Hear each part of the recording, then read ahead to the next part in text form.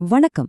ஒரு மாநிலத்தோட பொருளாதாரம் ஒட்டுமொத்த நாட்டோட வளர்ச்சியை விட 2 மடங்கு வேகமா வளர்ந்தா எப்படி இருக்கும்? இன்னைக்கு நாம பார்க்க போற பல ஆச்சரியமான செய்திகள்ல இதுவும் ஒண்ணு. வாங்க, பிப்ரவரி 17, 2026ஆம் தேதிக்கான முக்கிய நிகழ்வுகளை பத்தி விரிவாக பார்க்கலாம். இந்த கேள்விதான் நம்மளோட இன்றைய முதல் பகுதியோட ஆரம்பம். எப்படி ஒரு மாநிலம் இந்த மாதிரி ஒரு அபாரமான வளர்ச்சியை அடையுதுங்கிறத தெரிஞ்சுக்க இது ஒரு நல்ல ஸ்டார்டிங் பாயிண்ட். ஓகே, இன்னைக்கு நாம 4 முக்கியமான விஷயங்களை பத்தி பேச போறோம். தமிழ்நாட்டோட பொருளாதார பாய்ச்சல் ஆரம்பிச்சு சமூகம், தேசிய நிகழ்வுகள், அப்புறம் உலகச் செய்திகள் வரைக்கும் போக போறோம். சரி, வாங்க முதல்ல தமிழ்நாட்டின் பொருளாதார ஆய்வு அறிக்கை பற்றி விரிவாக பார்க்கலாம். இதுல வந்திருக்கிற சில நம்பர்ஸ் உண்மையிலே ரொம்ப ஆச்சரியமா இருக்கு. இந்த நம்பரை பாருங்க, 11.19%. இதுதான் தமிழ்நாட்டோட பொருளாதார வளர்ச்சி விகிதம். இது வெறும் ஒரு நம்பர் கிடையாது, மாநிலத்தோட வேகமான முன்னேற்றத்தோட ஒரு அடையாளம். இங்கேதான் விஷயம் இன்னும் இன்ட்ரெஸ்டிங்கா மாறுது. இந்த வளர்ச்சிய நம்ம தேசிய சராசரியோட ஒப்பிட்டு பாருங்களேன். தேசிய சராசரியை விட கிட்டத்தட்ட 2 மடங்குக்கும் மேல. அப்படின்னா பாத்துக்கோங்க, தமிழ்நாட்டோட பொருளாதாரம் எவ்வளவு வேகமா விரிவடையுதுன்னு. இது தமிழ்நாட்டுல ஒருத்தரோட சராசரி வருமானம் 3.62 லட்சம் ரூபாய். இதுவும் தேசிய சராசரியை விட 1.77 மடங்கு அதிகம். இதோட அர்த்தம் என்னன்னா, மக்களோட வாழ்க்கை தரம் உயர்ந்துட்டு இருக்கு. சரி, இவ்ளோ பெரிய வளர்ச்சிக்கு எது காரணம்? அதுக்கான பதில் இந்த சார்ட்ல இருக்கு. பாருங்க, மாநிலத்தோட மொத்த உள்நாட்டு உற்பத்தியில கிட்டத்தட்ட 54% சர்வீஸ் செக்டர்ல இருந்தும் 33% உற்பத்தி துறையிலிருந்தும் தான் வருது. சோ இந்த 2 துறைகள் தான் இந்த எக்கனாமியோட இன்ஜினாவே இருக்கு. தமிழ்நாட்டோட லட்சியம் இதோட நிக்கல. அடுத்த டார்கெட் என்ன தெரியுமா? $1 ட்ரில்லியன் பொருளாதாரம். ஆனா இத 2031க்குள்ள அடையணும்னா ஒவ்வொரு வருஷமும் நாமினல் growth சுமார் 16% இருக்கணும். இது நிஜமாவே ஒரு பெரிய சேலஞ்ச் தான். சரி, பொருளாதாரத்தை பத்தி பார்த்துட்டோம். வாங்க அடுத்த பகுதிக்கு போலாம். இந்த பொருளாதார வெற்றி எப்படி சமூக முன்னேற்றமா மாறுது, சுற்றுச்சூழலுக்கு என்ன செய்யுதுன்னு பார்க்கலாம்.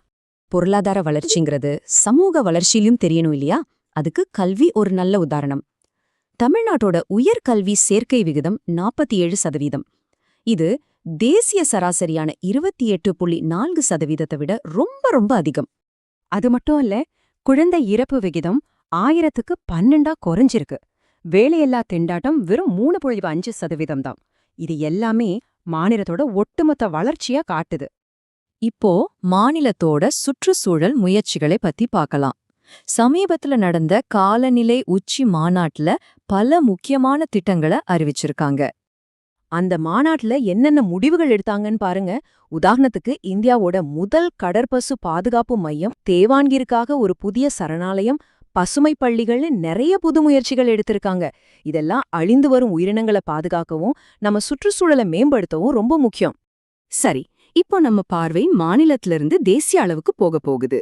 நாடு முழுக்கவும் நடக்கிற சில முக்கியமான சட்ட, கொள்கை செய்திகளை பார்க்கலாம்.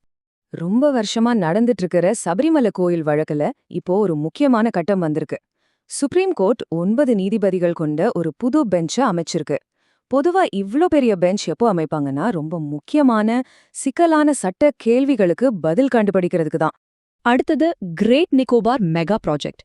கிட்டத்தட்ட 92,000 கோடி ரூபாய் மதிப்புள்ள இந்த பிரம்மாண்டமான திட்டத்துக்கு நேஷனல் கிரீன் ட்ரிபியூனல், அதாவது தேசிய பசுமை தீர்ப்பாயம், கடைசி ஒப்புதலையும் கொடுத்திருக்கு. கேரளாவிலிருந்து ஒரு முன்னோடியான ஒரு கொள்கை வந்திருக்கு. அதாவது 2050க்குள்ள மாநிலத்துல 80% நகரமயமாகிடும்னு ஒரு கணக்கு இருக்கு. அதை சமாளிக்கிறதுக்காகவே ஒரு விரிவான நகர்ப்புற கொள்கையை வகுத்த முதல் இந்திய மாநிலமா கேரளா ஆகியிருக்கு. இது ஒரு நல்ல முன்யோசனை. சரி, இப்போ நம்ம கடைசி பகுதிக்கு வந்துட்டோம். சயின்ஸ், கிளைமேட், அப்புறம் உலக அளவுல நடந்த சில இன்ட்ரெஸ்டிங்கான விஷயங்களை பத்தி பார்க்கலாம். நம்ம இந்தியாவோட ஆழ்கடல் திட்டத்திலிருந்து ஒரு சூப்பரான விஷயம் நடந்திருக்கு. லட்சத்தீவு பக்கத்துல கடலுக்கு அடியில 360 மீட்டர் ஆழத்துல ஒரு புது வகையான நண்டு இனத்தை கண்டுபிடிச்சிருக்காங்க. அதுக்கு லியோ கிளாத்தியா சமுத்திரகிரின்னு பேரும் வச்சிருக்காங்க. சுவாரஸ்யமா இருக்குல்ல? பாஸ்போர்ட் பவர் பத்தி பேசுற ஹென்லி பாஸ்போர்ட் இண்டெக்ஸ்ல இந்தியா ஒரே அடியா 10 இடங்கள் முன்னேறி 75வது இடத்துக்கு வந்திருக்கு. இதோட அர்த்தம் என்னன்னா, இந்தியா பாஸ்போர்ட் வச்சுட்டு நம்ம விசா இல்லாம போற நாடுகளோட எண்ணிக்கை அதிகரிச்சிருக்கு. இது நம்மளோட சர்வதேச உறவுகள் மேம்பட்டதை காட்டுது. இறுதியா சில செய்திகள் ஃபட்டாஃபட். சென்னை இந்தியாவிலேயே முதல் முறையா காலநிலை பட்ஜெட்டை அறிமுகப்படுத்தியிருக்கு. ஆப்பிரிக்கா யூனியன் உச்சி மாநாடு எத்தியோப்பியாவில் நடந்திருக்கு. மகாராஷ்டிராவுல இருக்கிற 200 வருஷம் பழமையான ஃபுட்டாலா ஏரி மாசுபாடு காரணமா செய்திகள்ல அடிபடுது. ஆக இன்னைக்கு நாம பார்த்த செய்திகள் எல்லாமே ஒரு முக்கியமான விஷயத்தை தான் சொல்லுது. முன்னேற்றம்னா புதுசா எதையாவது கட்டுறது மட்டும் இல்ல, நம்மளோட அடித்தளங்களையும் பாதுகாக்கிறது தான்.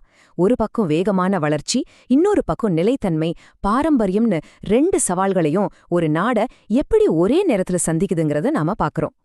அப்போ இந்த கேள்வியோட இன்றைய பதிவை முடிச்சுக்கலாம். மாநிலங்கள் புது புது பொருளாதார சாதனைகளை படைக்கிற இந்த நேரத்துல, நீதிமன்றங்கள் பழைய விதிகளை மறுபரிசீலனை செய்யற இந்த நேரத்துல, இன்னைக்கு நாம பார்த்த இந்த செய்திகள்ல எது நாளைய வரலாற்றை உருவாக்கும்னு நீங்க நினைக்கிறீங்க? யோசிச்சு பாருங்க. மீண்டும் சந்திப்போம்.